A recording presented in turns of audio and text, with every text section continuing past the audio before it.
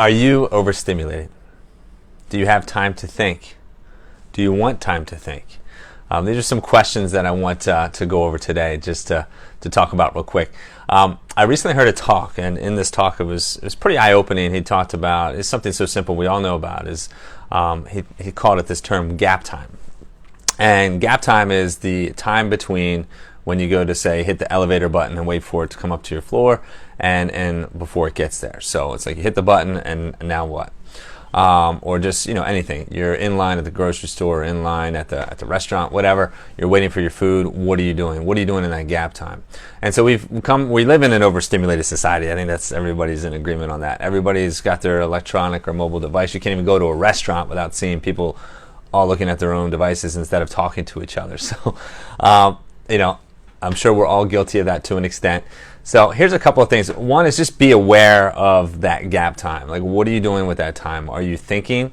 An interesting thing, I came across an article in a New York Times from maybe a little while back, a year or two ago, and they talked about in here how there's some experiments, and I'll just quote a little bit from it, this study, because this is kind of eye-opening to me. In 11 experiments involving more than 700 people, the majority of participants reported that they found it unpleasant to be alone in a room with their thoughts for just 6 to 15 minutes. Moreover, in one experiment, 64% of men and 15% of women began self-administering electric shocks when left alone to think, which is pretty crazy to think about. These same people, by the way, have previously said they would pay money to avoid receiving the painful jolt. Anyway, the point of bringing that up is I think that a lot, and what they go on to touch upon in the article, is how we as society, for the most part, don't want to be left alone with our thoughts, because it leads us down a path of negative thinking and what's going on with our life. And so I just want to talk about something one of my favorite mentors, Jim Rohn, talks about, which is our brains being like a mental factory. And so whatever you put into a factory, just think of it that way, is going to churn out on the other end. So just be aware of what are you putting into your minds. Are you reading good books, positive things? Are you watching positive videos? Are you doing anything to help keep that, so that when you do have that idle time, your thought process is not to what's wrong in your life, but you can go towards a more positive direction.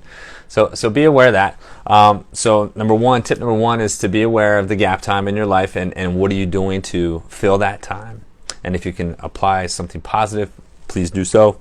I'm certainly trying to do that, and I'm not always perfect. I'm still gravitating to my phone every now and then, because I don't get a whole lot of time to breathe with my children and family, but I love it, not complaining. I love my life. But yeah, so I just want to be aware. I don't want my kids' image of me just always looking at a device too, so I'm trying to be aware of that.